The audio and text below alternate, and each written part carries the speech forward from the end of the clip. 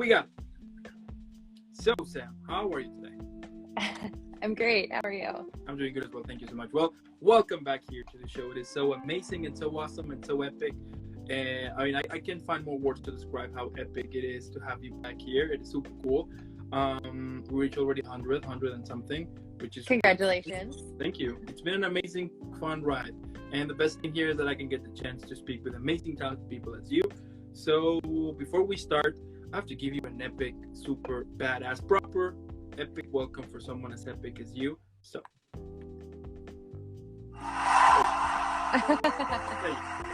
Thank you. This is by far my favorite part. I love doing this. So. I mean, I deserve applause, so yeah. Yeah, you do. Yeah, you do. Just kidding. No, you do. You do. Now tell me, like, what's new since our last interview? Gosh, there's been lots of voiceover. Yeah, it's been fun.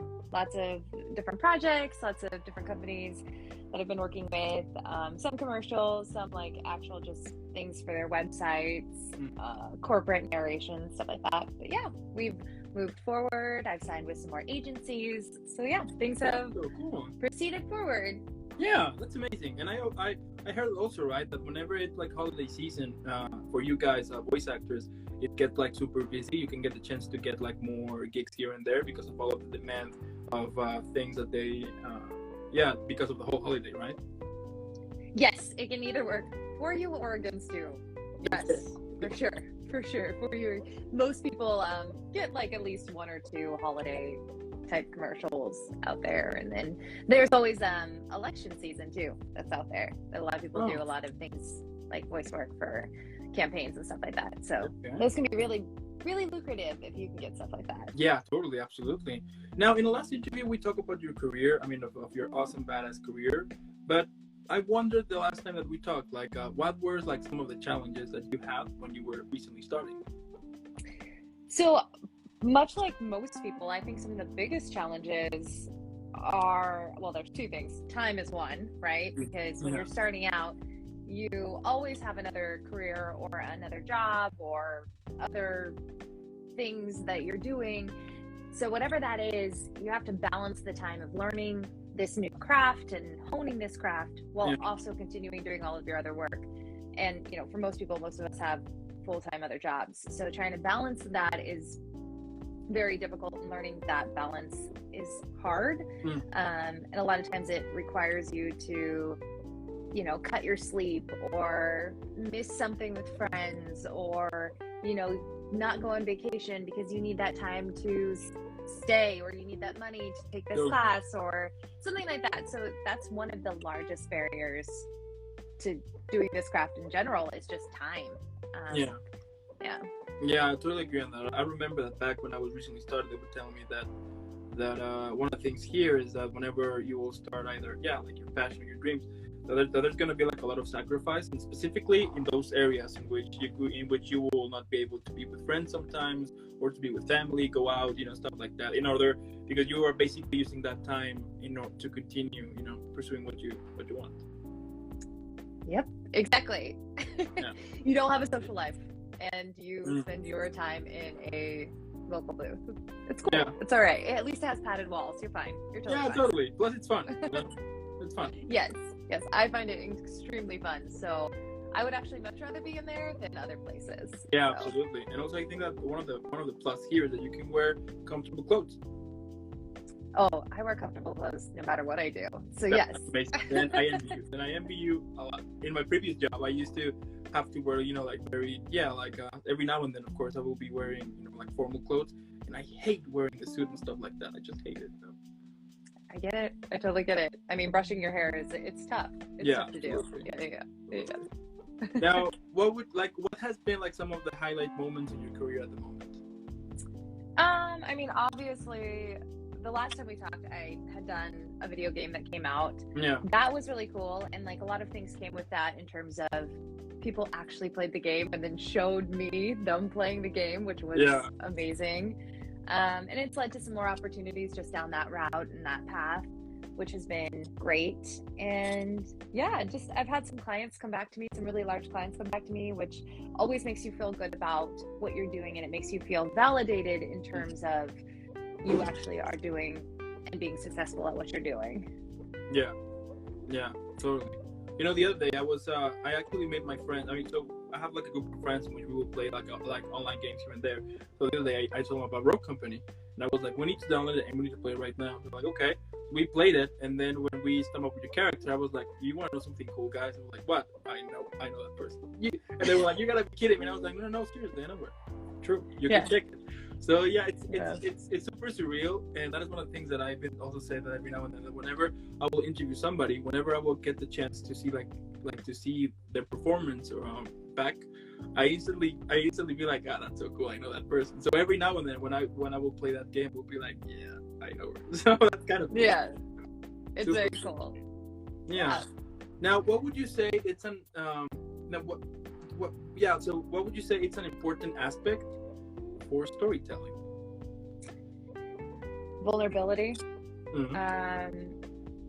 and understanding who you are from the perspective of the story.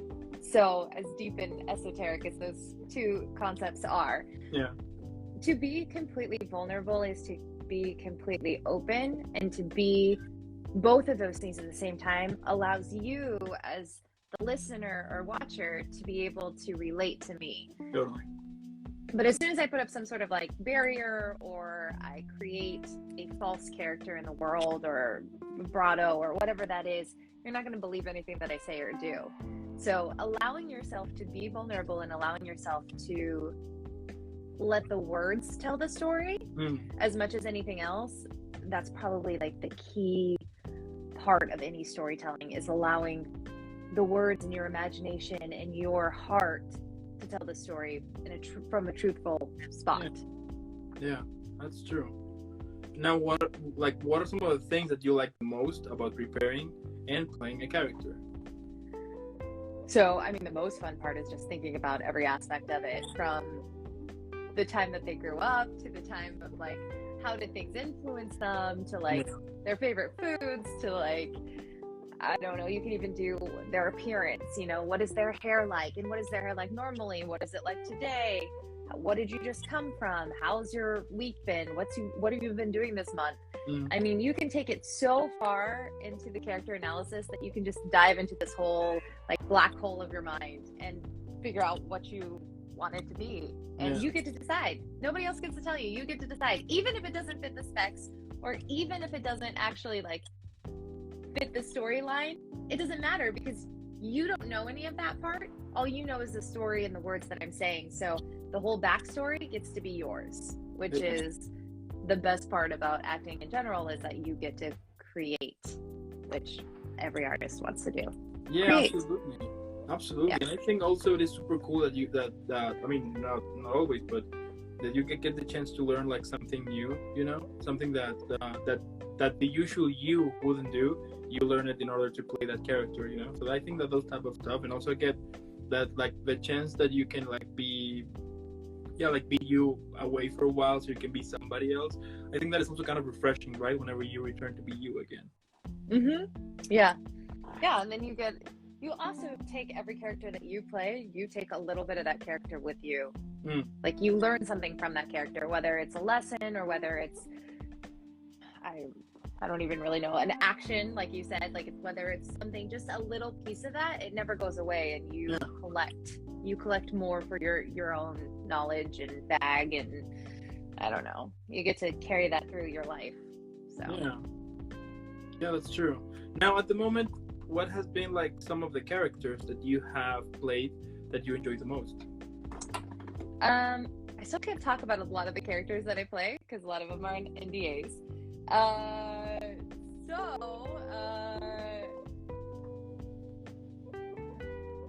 don't know how to explain that. I don't know how to answer that question, I guess is what I'm saying, because there's not a whole lot you could talk about.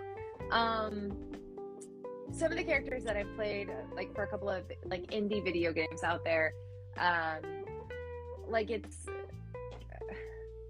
I don't know, it's fun to just become them. Yeah. one is like a DJ, and I get to like become this DJ. One's this like badass, like hip girl that like, I don't know, she uses slang terms all the time. I don't know. It's just, it's interesting to like become those characters and just dive into their worlds. Yeah, absolutely. I mean, and for example, in Rogue Company, your character is carrying a bazooka in a baseball bat. That's badass. Yeah. No, Switchblade is badass. Like, I am nothing like Switchblade in real life. Like, I am not badass. I'm like so not badass that it's hilarious. It's actually hilarious that like I get cast for things like that in general because I'm so like, where's the book? I want to cook. I want to walk my dog. I don't carry a gun or a bazooka. But it's fun to explore those parts of you because that's the part of you that you're like, I wish I could be like that. I wish I could be her. God, she's so cool. But then you get to be her and you're like, yeah, exactly. So cool. That's the thing. And you get to like think you're so cool. But that's cool. Yeah. And also, I mean, you are a badass with a baton, I haven't forgot that. You're a badass. Yeah, my badass baton twirling skills, which I need to practice. But yes. Okay. Yeah, you're actually super cool in that. Yeah. Now, talking a little bit about your performances on commercials, tell me, like, what are some of the things that you think someone should know when they're recently starting? When they're initially starting with commercials, well, today, in today's world, everything is conversational, meaning the way that I'm talking to you right now is the way that everybody wants their commercial to sound like. We're not selling, we're not pushing. The world no longer wants us to be beaten down with like sell. But they want somebody that they can relate to. So again, we're going to return back to that word vulnerability because it is being vulnerable and it's being 100% you 100% of the time. Obviously taking on whatever nuances the company would like you to promote, but staying true to who you are at that moment is probably the most important thing with any commercial and something to take with you as you learn the art of it. Yeah, totally. Those commercials back in the day, they were really funny though. Whenever they were like pushing you to buy whatever product, whatever. So yeah, those were. I mean, sometimes I will miss them because they were so hilarious, and sometimes it will be like so ridiculous. But yeah, I get it that we're now in a moment which that line doesn't cut it anymore. So. No, I do miss the jingles though.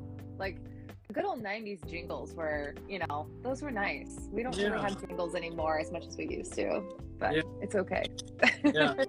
Even though like with I will do jingles like here and there, but only to me, and whenever I will play with my friends or anything, while we're playing, I will be singing my jingles, and a lot of them have told me like, hey, you should release your album of jingles. And I'm like, yes, but not right now. I mean, it has to be like the moment, because I don't think jingles right now are kind of. But I'm super sure that at some point they're going to be back. And that's going to be back, yeah. Okay, yeah. I think so. I think they could totally be back. Yeah, I think they will be back. I mean, that's like one of the things that I've been discovering sometimes that all of those trending things go back again. I mean, eventually. I mean, it only takes one thing to get it trendy, and boom, you're in. It's true. Have we seen the mom jeans? The 90s are back. Yeah. I miss those days sometimes. I do miss. Don't worry, you can relive them. You can relive your 90s through fashion today. Exactly. And also, I will get my my CD player, and I will be walking with it. Like back in the day. Yeah, my cassette player. Yeah, my cassette tapes. I started with tapes, so yeah. You still have them? I do still have a tape player, and I think I only have like 4 or 5 tapes. But yeah, I do still have one. Yeah, because those things sometimes they sell for a very good price. I recently sell my CD player. I mean, and I got it in good condition. And I actually got a good amount of money of it. I was like, okay, because there was this guy who was like collecting, vintage stuff and stuff like that. And then he was like, I want to buy it. And then I remember that I throw a prize, like a crazy prize, like, yeah, this one, yeah, I buy it. Okay, cool. So that's crazy that we call CD players vintage, right? But yes, right. It is horrible. Whenever they would say that, it makes me feel like even more old, though. That's true. Yes. Yeah, that definitely makes you feel old when you do say a CD player is vintage. Yes. Yeah. So great, so crazy. Now, what would you say it's important for those who are recently started acting should know? Recently starting acting, Mm-hmm. taking class is always important. Learning the foundations of any study is important, but really taking class and finding people that you kind of mesh with, like your style, your acting style, whatever that is, Yeah. and finding a class that kind of hones in on that is really important. And then understanding the fundamentals of just whatever craft that you're doing, whether it's acting or dancing or singing, but there's fundamentals to everything, and understanding those fundamentals are very important, especially when you get, it's like you can't, the analogy of like dance, right? You can only be so good at dance, but you have to know ballet to be even better at dance. Like you can dance, everybody can, you can learn how to dance and never take ballet, but the people who go back and take ballet, even if you're not good at it, make them even stronger dancers, because ballet is the foundation of dance. So the same thing with like acting. If you like, I don't know what style of acting you like, Meisner, whatever kind of like style of acting you like, learning that foundation and being able to apply some of those just basic ideas to your craft later in life it's an important part of all of that. Yeah, totally. Oh, cool. Now, from all of your different performances, which one has been like the deepest learning curve? I mean, like the performance that you learned the most lessons from? I think I learned the most from voiceover. Every day I'm learning something about something. It doesn't matter if it's in a different genre, whether it's like promo work or narration work, or just understanding like there's so many different varieties of voiceover, from just like I mentioned, commercial to promo to narration to corporate learning to e-learning to any of those things. They all have different bases, and they're just slightly different from one another. So understanding that each one has its own like venue, and each one has its own kind of world around it. It's just, I'm always learning. I'm constantly learning. That's so cool. Constantly learning these different worlds and how to like bounce back and forth between them, and how to create each one and make each one magical in its own right. Okay, that's cool. Wow. Yeah. Now, in a previous interview, I asked you about if you could describe your career at the moment, how you do it with the word. But now I have a new one, which is, if you could describe your career at the moment in a movie or a TV show, what would be the title of it? What would be the title of my show? Yeah. Oh gosh, it would be something like Learning Again. I like it. And it would Learning be, Again. Yeah, and it would be like the story of a 35-year-old. And it would be like a comedy or something, because it sounds like a comedy. Yeah, it would definitely. I mean, yes, everything would be a comedy. Yes. Love it. Learning Again. Probably like Learning Again, the perspective of being a 35-year-old in Los Angeles alone, or something like that. I don't know. Something stupid. Something stupid of learning something about this world. Like it, yeah. You know what? Yeah, let's make a pilot one day. I promise you that. We're gonna make a pilot. Oh my gosh. That is gonna be cool. Yeah, by the time I make the pilot, I'm gonna be in my 50s. But it's cool. It's cool. And we'll just start over. You'll see. Okay. Learning again. We'll just be learning it again. Yeah. Yeah, like that. Learning again.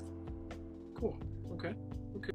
Now, what can you say to those who are thinking to quit their dreams because because maybe things are not working the way they would want it at the moment? Don't. So some of my backstory, I used to do theater, used to do Broadway stuff, and when I quit in that world, not quit, but shifted, I should say shifted, I didn't quit, but I shifted into a different part of my life. And when I shifted, I kind of gave up on that portion. And although I have learned from that and have rewired myself to believe something different, like now I have different dreams and different hopes, but there was a long period of time in there where I definitely regretted the fact that I didn't go further, or I didn't press harder, or I gave up a little bit. And although some people would say I didn't give up, to me, I gave up because I didn't achieve what I wanted out of that life. Yeah. And to this day, it's probably one of those things where when I look back, I'm like, yeah, that was not my favorite. Yeah, I shouldn't have done that. I should have just gone a little bit further. I should have pushed a little harder. And, you know, actually, my mom says this to me all the time. She says, we usually don't regret the things that we do. We usually regret the things that we don't do in life. And if you think about it that way, it's like, you don't regret the things that you do. So if you would have just done it, if you would have just gone and like followed through, you're not going to regret that you did that. Yeah, you might mess up or you may never make it, but you're not going to regret it. As opposed to if you never do it, it's like pursuing your dreams. If you never do it, then you're just going to be mad at yourself. So if you quit something before you're actually done, more than likely you're going to regret it. Yeah. So don't. Or make sure that if you're quitting that you've already shifted your ideas to align with who you are and align with what other things you want. Like, let's say maybe your dream isn't that anymore, but it's something else. Yeah. Now we're not talking about quitting a dream. We're talking about realigning your dreams to what you want. So maybe it's not even thinking don't do something or don't quit, but maybe mentally realigning yourself to follow what you want. Interesting. Yeah, true. Now I wonder, like, what motivates you or gets you back up whenever you are having like a bad day? I think honestly, working as a nurse actually motivates me in a lot of ways, because when I do shifts at the hospital, I come home and realize how fortunate I am to be able to do voiceover full time. Like, I'm beyond grateful and fortunate to be able to have this opportunity to do something that I love. And a lot of people don't get that. And obviously I work in an emergency room, so I see the worst of the worst. I see people at their worst. I see people at their lowest point in their lives. And it really does give you perspective. It gives you that, like, wow, I am so lucky to be able to do something that I love. And so many people don't. And I have the ability to do it. So I think sometimes when I'm feeling really down about myself, I just have to be like, you know what? You get to do something that not a lot of people get to do. Yeah. So that in itself just kind of motivates me to keep going. Love it. Love it. I love that. I would say, I would be saying drop the mic, but since I don't have a mic, I'm just going to say drop the shoe. So, yeah, I'm going to leave it like that. As you throw the shoe. Yeah, throw the shoe. I think it gives like more touch there. Now, what do you think is one of the reasons why somebody will quit their dreams? The reasons? It's hard. Are you kidding me? It's so hard to follow your dreams. Yeah. You get pushed down. You take 12 steps backwards.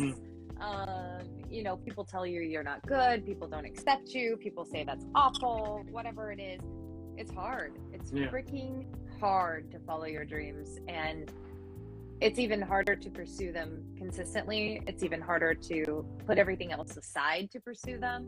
I mean, it's like we talked about in the beginning, like you have to have time, and you have to give up things, and there's sacrifices with that. And there's so much to following your dreams. Like, you have to give up things, other parts of yourself, just to follow something. And that's hard.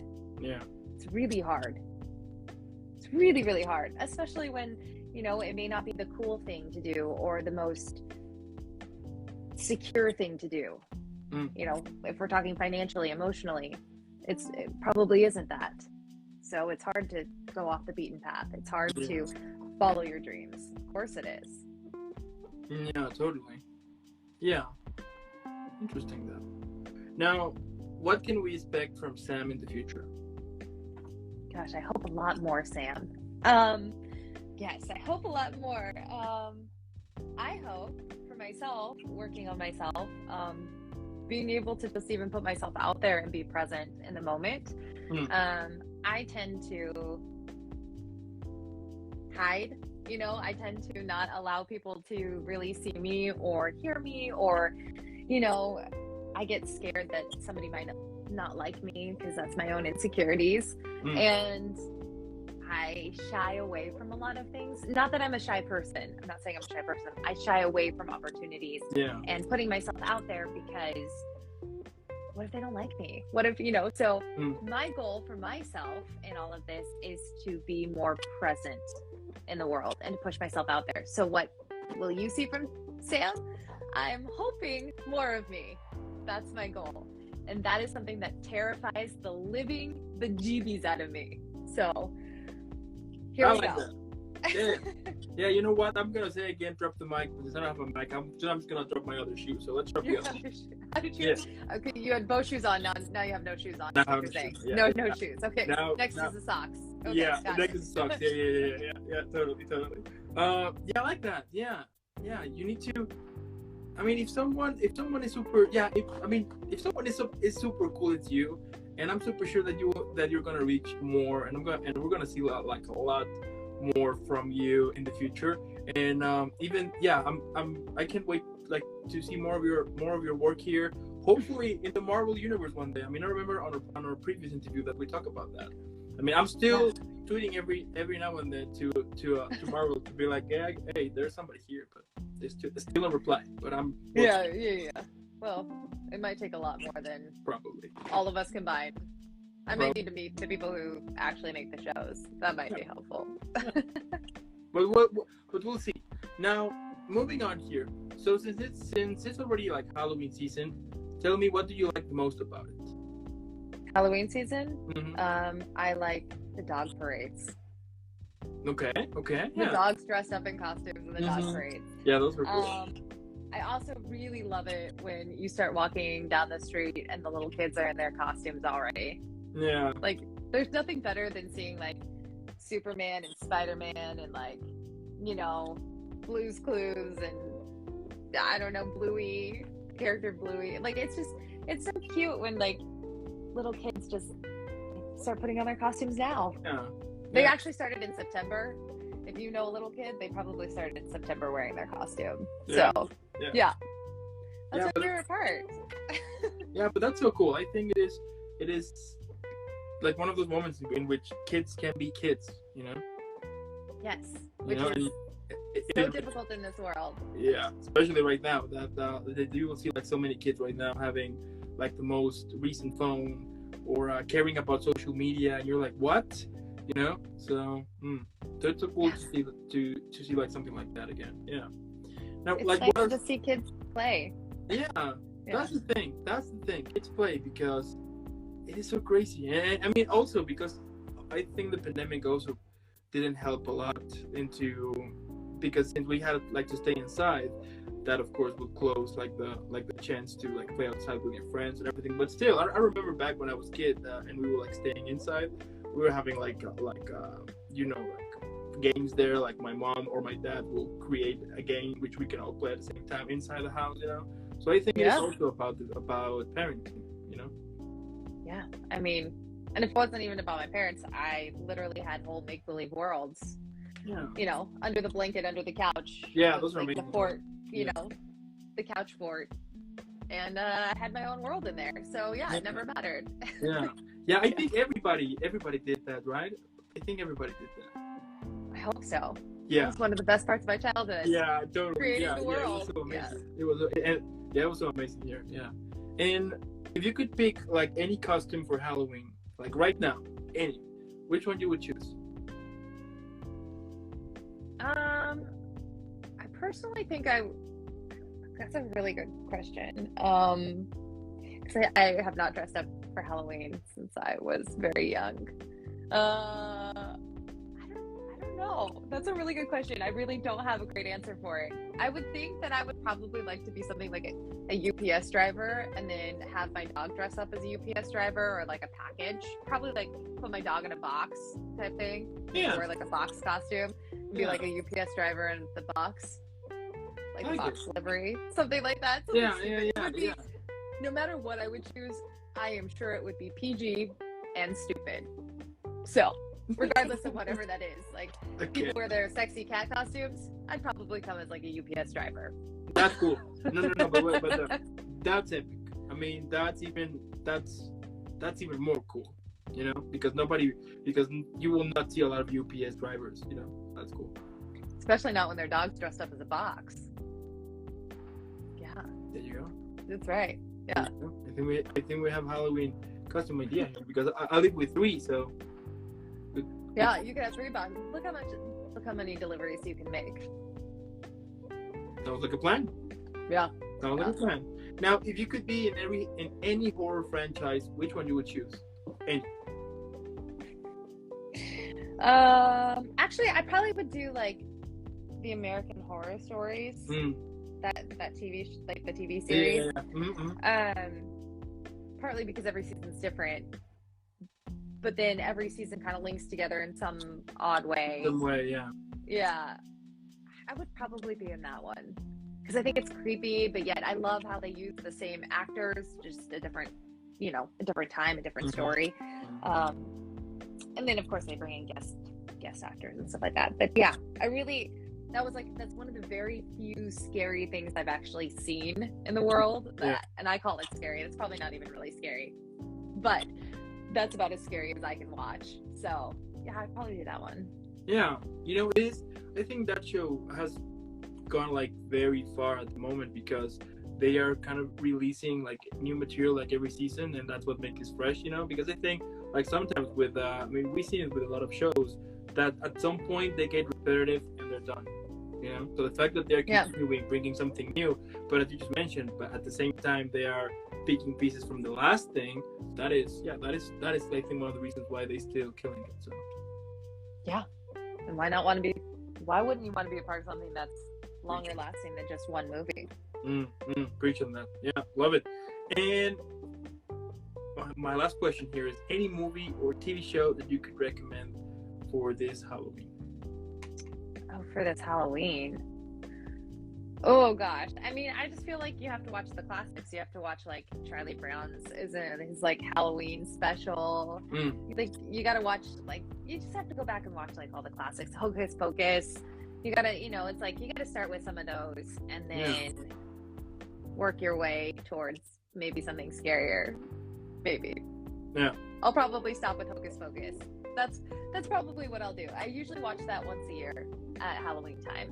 There you go. Just to like refresh my memory, something like that. That's so cool. That's so cool. Well, Sam, because we finished the whole questions here, I need to give you first an epic pre-shout out. So there you go. Thank you. Because you're basically a super badass here. Now, since I grabbed my shoe bag, I'm gonna drop it again because you deserve like 3 shoe drops here. Now, you are definitely super talented here. Keep killing it, and I'm super sure that at some point, like a lot of epic things are coming along the way. Because if you continue doing what you love and what you're doing it, eventually good things come. And yeah, keep doing it, keep being amazing, and also just keep being that super awesome person you always are. I want to say also thank you so much for those who are tuning to watch this. If you're watching it later on the YouTube or listening to this later on the podcast, normally what I would say is for you to put pause, hydrate, leave a like or 2, then go follow Sam profile, leave a million likes, support, share, spread the word that we have this amazing talented actress here. Why not spamming the Marvel Twitter? Why not? Or Star Wars or DC too, whatever. Really anything. There you go. Spam everything. every spam like every game for PlayStation or Xbox, Nintendo, Marvel, DC, whatever. Let's spam it. And again, Sam, thank you so much for being here again. It is super cool to talk with you again and to see how things go. Now, if someone would ask me right now, what do I think about you and your career, I would just say this. And that would be thank you. And thanks.